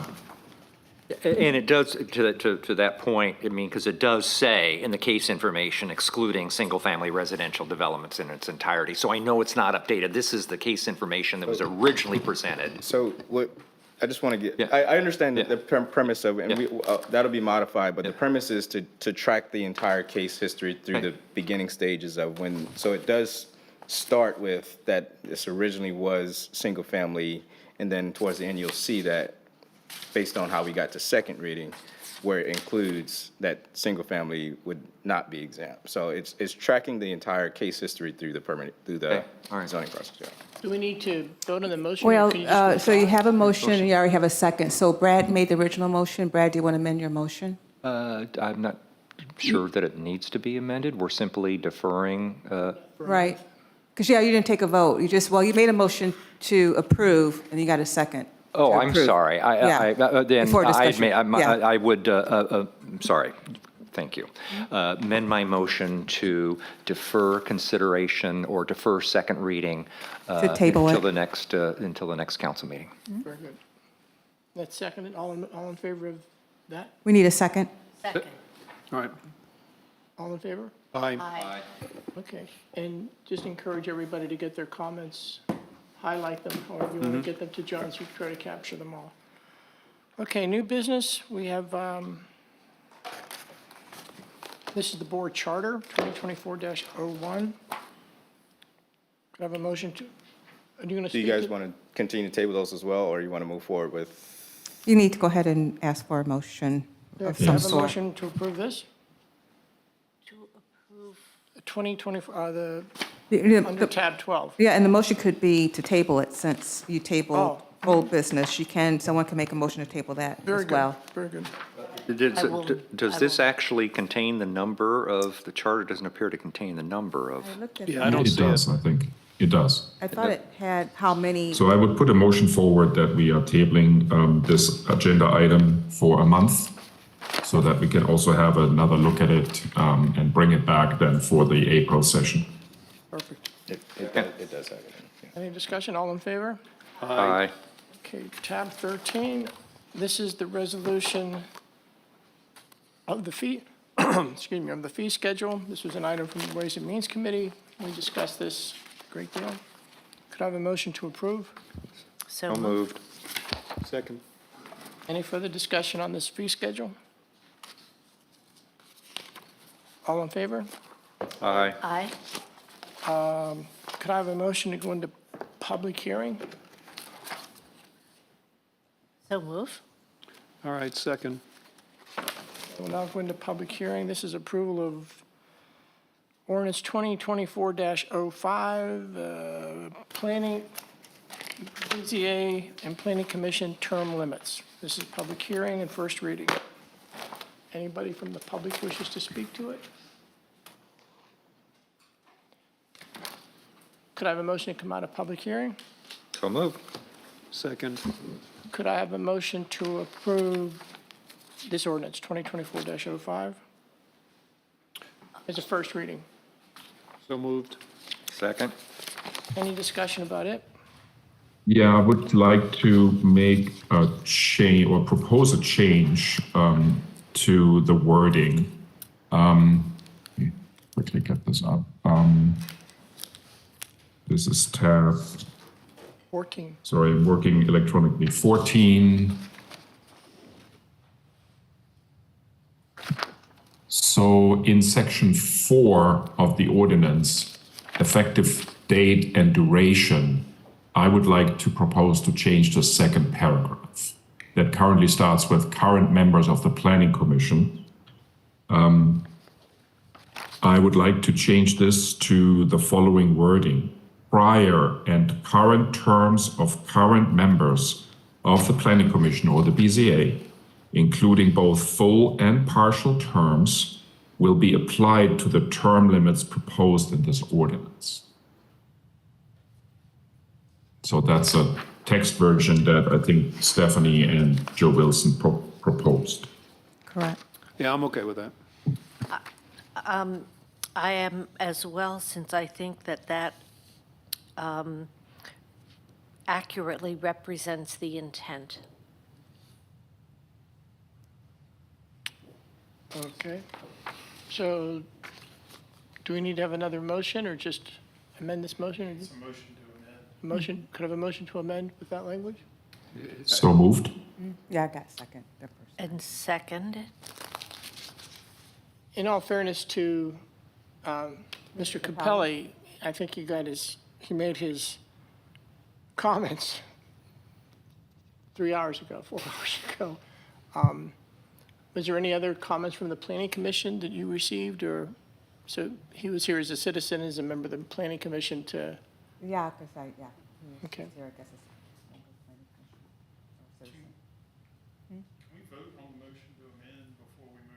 Yeah. So, no, yeah, okay. So can we have a motion, all in favor? Aye. Aye. Now you need a motion. Yeah. Now you need a motion to approve it. You just made a motion to amend the Okay, can I have a motion to approve? So moved. Okay. Any other amendments or any other Discussion, no? on the ordinances? Okay. All in favor? Aye. Aye. Aye. We have a recommendation from the Planning Commission for Mr. Babinet as a new member to be appointed. Could I have a motion to approve, please? So moved. Is there a second? Second. Discussion? Based on the resume, he seems ultimately qualified, so I'm okay with this. I'm certainly supportive of the recommendation, although I would note that there were some other very, very strong candidates, and I will hope that they will consider, if any other vacancies should arrive, throwing their hat back in the ring, either for the Planning Commission or other opportunities that might arise. Very good. I agree with that statement, and I would also like, looking at John Taylor maybe and the chairs, encourage them to please provide us with a little bit more background.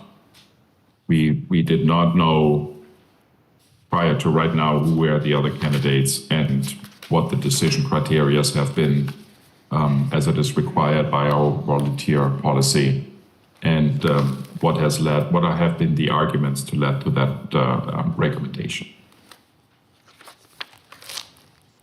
Any other discussion? Just for next time. All in favor? Aye. Aye. This is the request that Jim Jordan presented for coastal CSE. Could I have a motion to approve? So moved. Second. Any discussion on it? The only thing I wanted to let the community know is that there's wording not in this contract that says it's a not to exceed, but during the Ways and Means meeting this morning, it was discussed that this contract is a not to exceed value. Okay. And that language will be actually added to the agreement itself. And there was at least a minor discussion around whether we should apply the same kind of analysis to the marshland. And I think Michael suggested that perhaps the Conservancy already, or was that you, Brad? I'm sorry. It was Michael. Was already collecting that information. So can we just assign one of us? And I'm happy to take it on to follow up. So to see if- I've already just made a note. I sent Donna an email on it. Yes. Thank you, Stephanie. Okay, great, because I would like to pursue that on the marsh side. Very good. Okay, been moved and seconded. All in favor? Aye. Aye. Aye. This was a request from Stephanie for a, really a one-year engagement with our HR consultant group. Could I have a motion to approve? So moved. Move. Is there a second? Second. Any other discussion? The only thing I would note, Mr. Chairman, from our prior discussion is I had to raise the issue in Ways and Means with regard to the procurement process for this particular contract, and it was noted that the same logic would apply to, for example, the prior contract we just approved from Coastal Science and Engineering, and that we probably need to take a fresh look at our purchasing or requisition ordinance, because as stated, it would require a recompetition of these contracts, and we may want to consider those situations, hopefully unique situations where we work very closely with a particular firm. They have a lot of depth of knowledge and expertise that's relevant, and with regard to certain criteria, to not have to go out through comply fully with the sole sourcing or requisition requirements that are currently under our town's ordinances. Very good, very good. Okay. Could I have a motion to approve that we've done? So move. Second? Any other discussion? All in favor? Aye. Aye. The request from Deruta on solid waste collection fees, I think we. It was tabled. and She'll be back. Yeah, it was tabled at Ways and Means, so we will come back. Brian brought this to our attention. This is True Luck Construction. We did approve that, at Ways and Means, and there were some conditions that we were interested in seeing, but. Ways and Means approved it with two conditions. One, to look at buttons to include buttons, and two, review of the curb that impact trucks. Those were my notes, I can remember. So we're going to go back to Kimberly Horn and True Luck for the buttons, and also to look at if we can push back the curb to help with the radii, I guess, for the trucks. Those were the two conditions for that. Brian, again, what was the Take- timing on that? It could start? Oh, April. okay. Work done at night, 7 o'clock start? Yes, sir. Okay. Could I have a motion to approve? So moved. Second? Second. Any other discussion? I just wanted to inform the community is that those bollards that we see when we're doing the exiting of the island are going to be removed.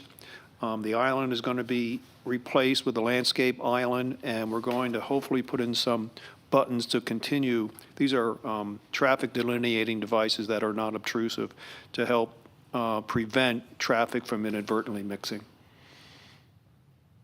Okay, all in favor? And we want to make sure that the few poor truck drivers we have on the island, are not going to damage these new planting areas.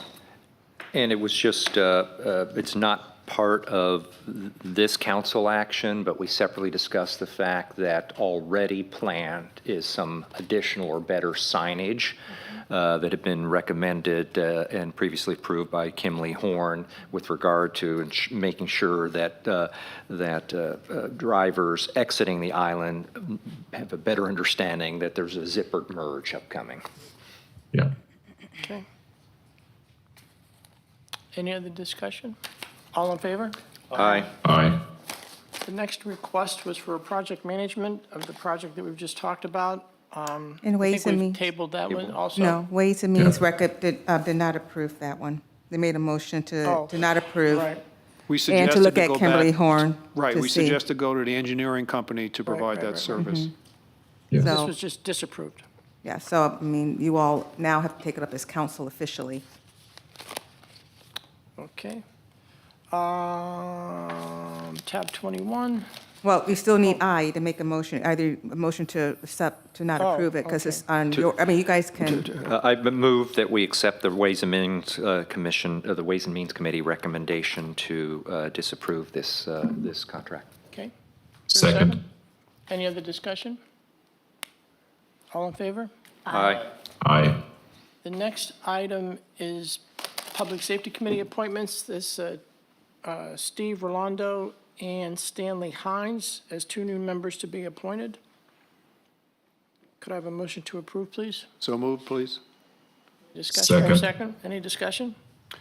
Both of these individuals are extremely qualified. Mr. Sines is a volunteer firefighter and EMT in Maryland, and he worked into the police department in Washington, D.C., while Mr. Rolando worked already in the security for Kiowa Island Golf.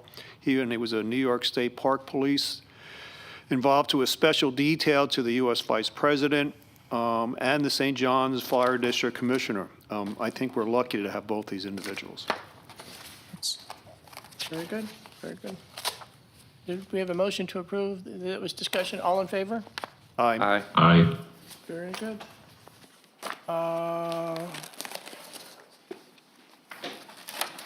Zoning code update, RFP.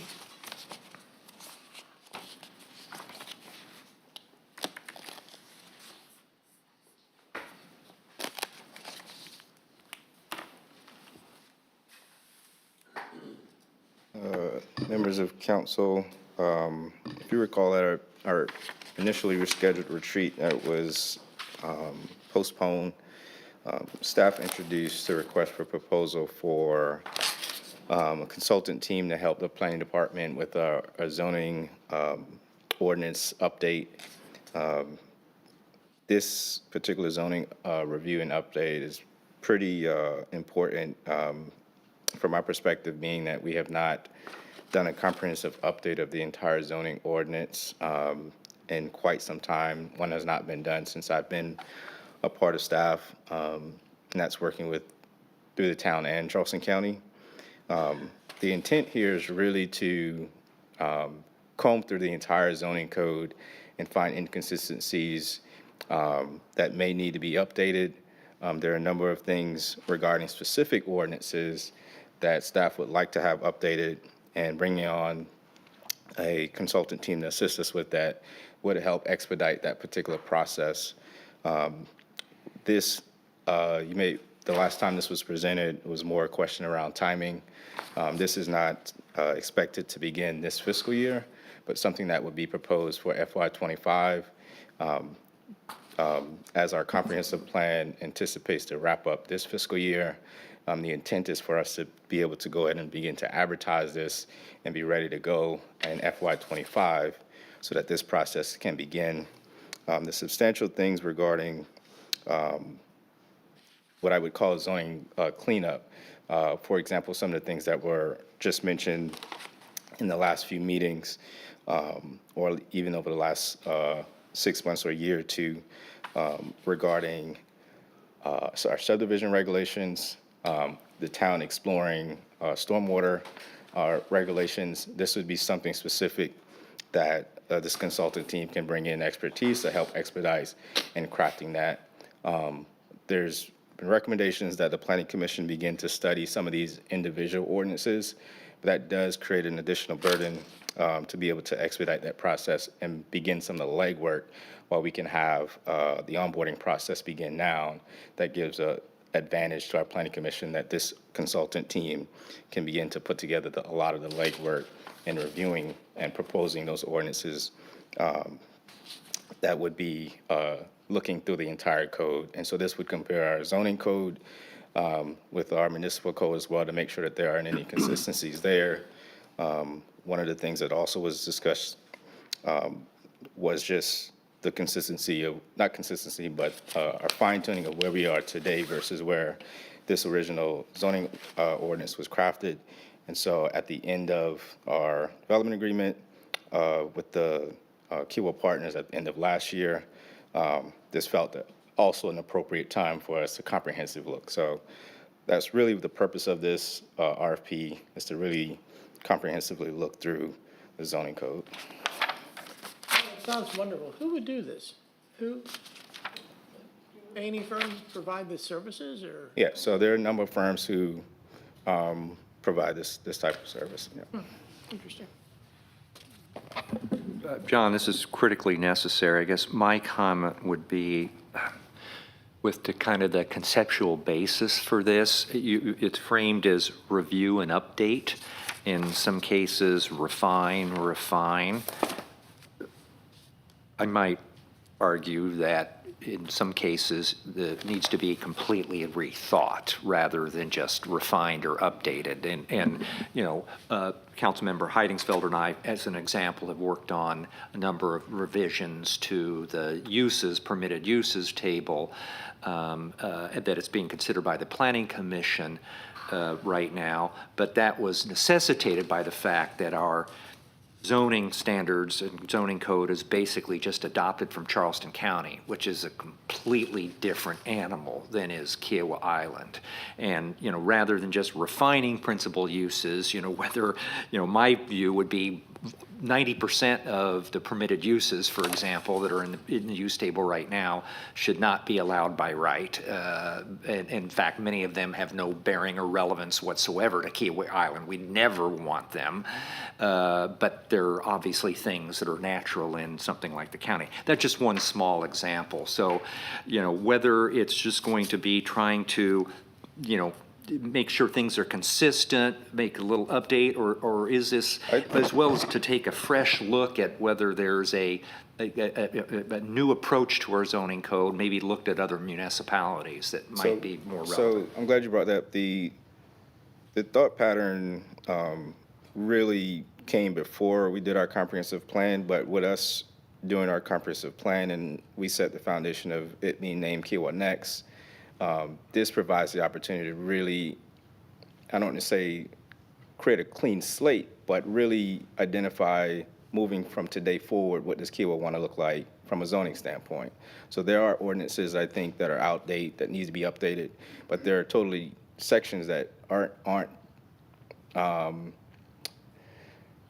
in our code that needs to be in our code. So that would be a total new recommended ordinance.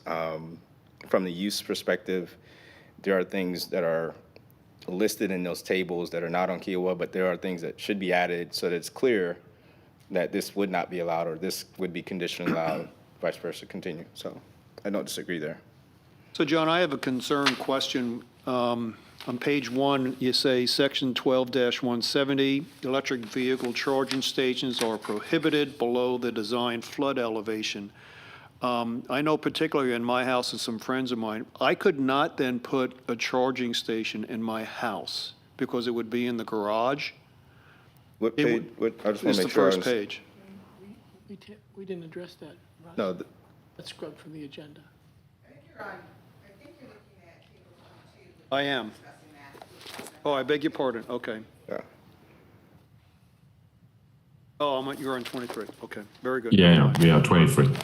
So John, help me to understand how this project then next year or next fiscal year will be run. I mean, is this again similar, or should I envision something similar to the marsh management plan or the comprehensive plan where, you know, planning commissioners are involved with a subcommittee and community members are involved, or is this only between you, Daniel, and the consultant? No, so this would be similar to all of our, what I would call external subgroups. I would envision it much like the marsh management plan where there's essentially a steering committee that's driving this, that would comprise members of our planning commission staff, maybe others, residents of the community to be part of that. And then these would eventually be crafted and presented through our zoning amendment process through the Planning Commission. And so as far as public engagement, Okay, but the project itself will run similar to like March management plan with the involvement of commissioners and probably even community members. yeah, so we would bring, the consultant's primary role is really to provide the expertise in the zoning matters. The role that I see our commissioners and community playing is providing the background and acknowledging Kiowa's identity so that they're aware and marrying the two. So they will work hand in hand. But not following each other, but at the same time working hand in hand. Yes. Okay, thank you. Just one part, you talked about maybe new additions to the code. curious to your thoughts as to whether some of the beach management provisions, which are currently under the municipal code, not under the zoning code, would be better cited in the zoning code. That's part of this process. So us looking at the municipal code and seeing what sections, 'cause anyone who's applying for a project, they're going to go to the zoning code. They're not going to go to the municipal code. And so there have been sections in the past, Bruce and I even have worked in things that have worked in the building code versus what's in the municipal code. So that would be part of this process.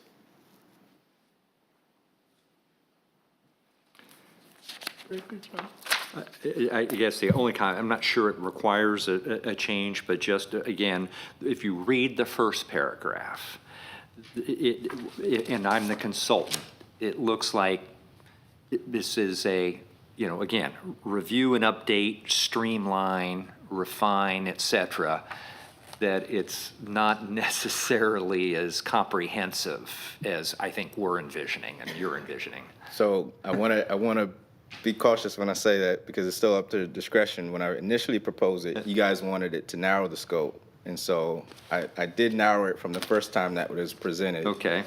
So if the idea is like, let's be as forward thinking as possible, like let's do a total rewrite, I'm comfortable with presenting it that way. I just want to be clear that's the direction that we Well, want to go. I actually think that should be part of the recommendation. Somebody I would hope that a consultant who actually has expertise in this would advise you and the staff as well as the council as to whether, gee, I think you guys, this is completely outdated, doesn't work for Kiowa. Here's another community that I think would, a set of standards that would work a lot better for you all. Or, I think this is something we can work with. It is streamlining, making sure it's consistent and updating is all that's necessary.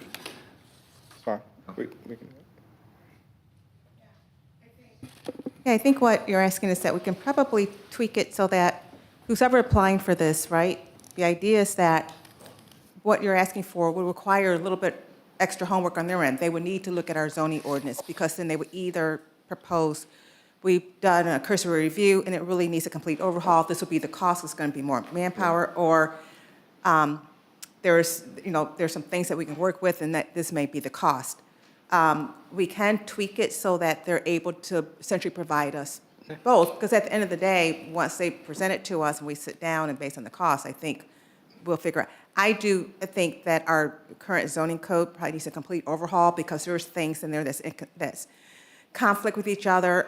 It's pretty old in terms of Euclidean part of the zoning, and it may not make sense, but I think that John, probably, looking at you, John, we can work together to really kind of make this so maybe they're providing both options to you all. Because it really depends on the cost. To do a complete overhaul could be $200,000 or $250,000 versus maybe not a complete overhaul, maybe $150,000. I mean, things are not that cheap, but. Well, this is an important time to do this.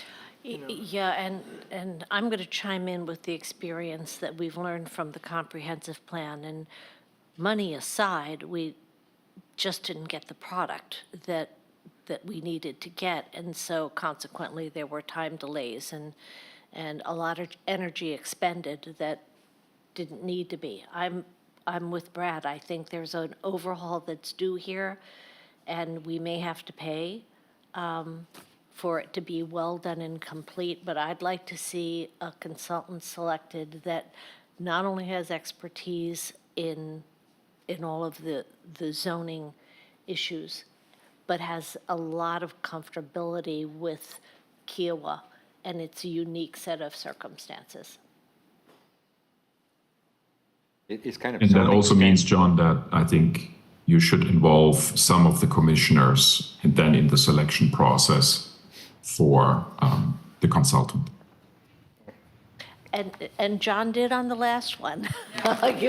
He gave on the comprehensive plan, it just didn't necessarily work out exactly the way we hoped it would. I'm sure we'll have a better outcome this time. And I would say that I think we probably should be fair. I think LS3P provided a great service. My understanding that we weren't happy with the person that was in charge of it because the new point of contact, people have said is much better. So I think it's not maybe the company, but it was the person who was managing the project, because David Burt has stepped in and he's managing it now, and I've heard much better reviews with him than the other person. Thank you. Well, and I don't know, I pose the question, whether a consultant that has experience reviewing these issues in planned communities, because this is a very different animal than like you said, a county or some other sprawling city, and it much more kind of constrained. And I think, and I'll work with them, because within this, our RFP, we can specify that we're looking for consultants that may have worked in majority resort communities or planned communities, so that we're just not getting someone who thinks it's great to come work on Kiowa. But then also, it all depends on how many people I'm not sure I would apply. necessarily say that needs to be, Or highly That can be done recommended. through the vetting process. I think Yeah. maybe that one criteria, familiarity, I You wouldn't, would, I'm not yeah. sure I would attach too much weight to it. Okay. Could I have a motion to approve? So move. Second. Second. Any other discussion? Got all you need? Yeah, 'cause this was just, yeah. Okay, all in favor? Aye. Aye. Council member comments? Anything to share, add? No, thank you. That was And Michael, Michael okay. speaks for Madeline. No, I have nothing except to say, once again, thank you, Mayor, for all of your service. Thank you, thank you. Russ, anything? Nothing to add, thank you. Brad? Nor I, Mr. Chairman. Citizen comments? Barry Wallahan again, 40638 Road. I have some more photos. By the way, during the break, I did misspeak. The Island News, and the mayor's got a copy now, is referring to deep dive into contracts, Barrier Island Ocean Rescue given a month to present cost breakdown. This isn't actually for the beach patrol, I'm afraid. It's the service nighttime. Yeah, the Service. nighttime inspector, yeah. And it's quite an interesting sort of article. It has a lot of data on it. I did ask in May 2023 about you're mentioned there, by the way, Brad, so is Michael. I did ask about the 75% increase in price of the beach patrol contracts last May. I asked the town, basically, how did the town ensure they get value for money when giving contracts out to third parties, especially when this third party has property on the island. We've had a relationship with, or they've been supplying us beach patrol services since 2009. And we gave them a 75% increase in fees. And I asked basically, how does the town ensure value for money? I really didn't get a response. Back at the audit committee, interestingly enough, after the audit partner had left, I asked the question of the chair of the audit committee, how did the town ensure it gets value for money from this contract? A 75% increase. Even though the contract previously was 4 years, no contractor in their right minds actually quotes year one and doesn't put any price increases in. So the argument was made to me, oh, well, it's a 4-year contract, 77%, 75% or 77%, depends on which way you calculate it. I asked questions, basically, of the audit committee. Dr. Heidensfelder said, it's okay, adequate work was done. And then I sort of thought about it a little bit more, not that I think about this town council much, but I thought about it again and asked for further information. On January the 4th, I had an email back after I queried the contract, and again, it's 75% increase, and I was told, you can see what's public and that's it, no more information. I would ask you all, please, to make me happy, make me go away, perhaps. and actually have a look again and see whether, if you're worried about a 40% increase for the nighttime security, a 75% increase with, and the gentleman quoted, I looked back at the notes at the time, 42% increase in fuel prices, 44% increase in labor costs. So does that mean the last year of the contract, i.e. 2002, they were loss-making? I don't think any business does that. They would have come back to you, I would have come back to you and said, I need a price increase because of COVID, etc., rather than spring it on us. And it's a sole bid, no other bidder. As I say, it's 15 years they've been supplying us services. And I actually wonder, who actually checks that they provide us 6 vehicles a day during the summer, 4 or 5 vehicles earlier on in the year, and then 1 vehicle throughout the year? I've heard a lot about, I tuned in this morning to the Ways and Means Committee. It seems like every contract is new. You know, you talk about, we'll put a cap on things, we'll do this, that, and the other. Okay, I'm prevaricating a bit, I'm sorry.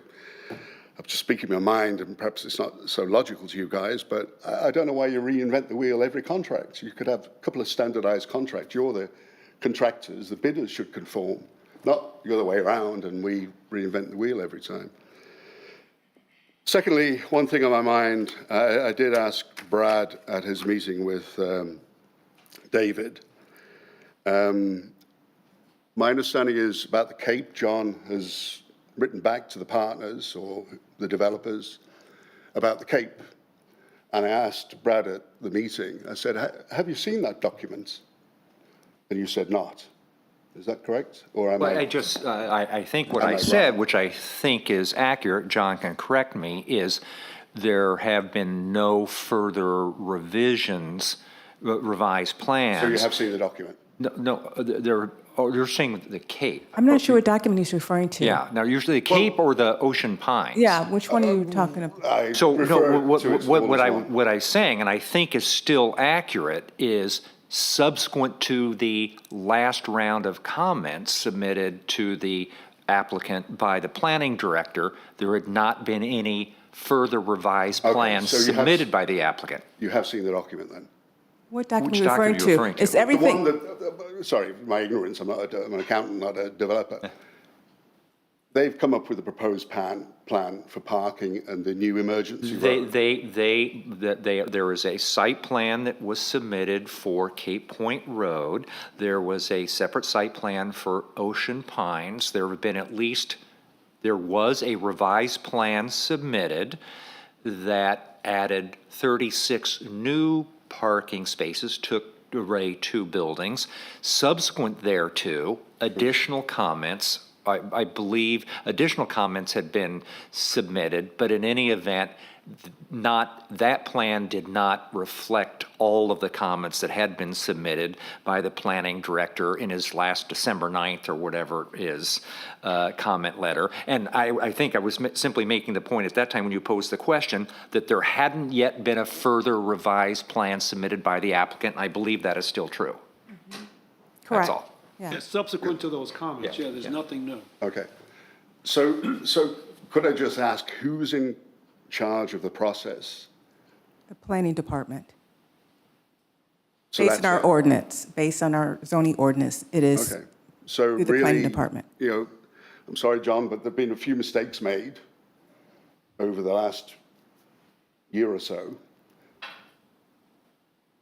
That's adequate in your mind? Well, I mean, you're looking at me, Larry, but I'm sorry. I guess I'm looking at the everybody. only thing I would say is there are a lot of eyes on the ball right now. Okay, good, There are a good. lot of eyes on the ball, and so you've seen a lot of input from council members, even though we're not the decision makers. You've seen a lot of input from the community, including you and others, and most of those comments have been, those issues have been flagged by the planning director.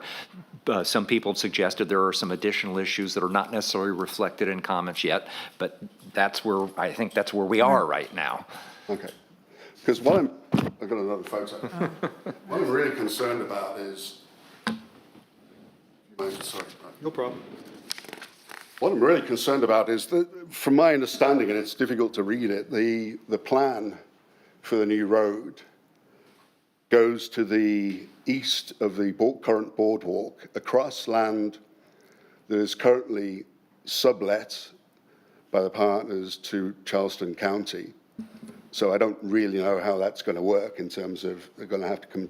I may be wrong. I may misread things, but it's going to go east of the boardwalk, then cross the boardwalk, this new emergency road, and basically it's going to eliminate, to my knowledge, the entire flora and fauna that's currently there. What little bit is remaining is not a lot. Am I? So I personally share your concern that indeed all the remaining trees that are currently screening the Cape from Cacique and Beachwalker Park would likely be removed if the site plan, the Cape Road site plan, as proposed, were to be approved. However, I would note that there have been a number of comments submitted by the planning director, it's on the record, that address a number of issues, not necessarily landscaping ones, but including crossing the Beachwalker Park parcel, including parking standards or requirements with regard to street parking, and a host of other things. And again, there has not been, as far as I'm aware, John, correct me if I'm wrong, or Stephanie, there has not been a revised plan submitted by the applicant that addresses any yet of the comments that were raised by the planning director. I'm just, as I say, I'm just interested in what's going on there. And you and many others as well. Okay, so- sorry, I did write in, anyway, okay. So I've covered the beach contract, the Cape. I mentioned earlier the 5th floor. If you think it's within code, so be it. Colleague here has looked up the word habitable. There are various different definitions of the term habitable. I can tell you habitable does mean in this situation that it's a place where somebody's going to live 24/7. I mean, I don't know what's in that room, but you can't have a bedroom and dining facilities and bathrooms and et cetera. It's meant for somebody to rent out or live in. Okay, so you're happy that it complies with code? Well, I'm not happy with it like you are, but I'm just saying that's the definition of habitable. There appears not to be a definition of There's not habitable a in definition. the town's code. Okay, I'm going from my experience in construction. Habitable means somebody's going to live there. I suspect nobody's gonna live there. My guess is there are bathrooms up there. Yeah, Probably there's not. an elevator up to It looks like an outdoor patio spot. yeah. Yeah. We will confirm again. We've talked with the building department because they're the ones to make that determination, and he looked at it, and their definition is not habitable. But I will get with Bruce Okay, again. But perhaps, given the fact that the resort has permission per their development agreement to build 520 new units, perhaps you may wish to change that code, that's all. Larry, I'm not aware of a provision of the resort's development agreement that necessarily allows them to build 520 new agreements. I've got a piece of paper over there. They're- We're talking about the golf resort. Yes, as I recall, the resort development agreement does allow a total cap of about 1,100 bedrooms for the resort. It's not defined as dwelling units. Sorry, I have a piece of paper. I can give it to you afterwards. So- It includes, for example, I mean, I don't think they're going to do it, but it includes, for example, 40 at Mingo Point. It includes, and it's specifically DUs, I remember it. Okay, I'll be happy to But look, anyway, I'm happy to but- look at that, but my recollection is their cap is a bedroom count cap that could be, depending, how many dwelling units would depend on how many bedrooms in each dwelling unit. John, can you? The resort, how many development units is it allowed on East Beach, West Beach? I know it's a hotel slash. We'll probably have to get back with you. Larry, we're not going to be able to answer that right now. Anyway, you may want to consider changing the code to stop, similar, hundreds of these little balconies appearing over the island, that's all. Anyway. Thank you. Thank you, Larry. Thank you. Any other comments? Motion to adjourn.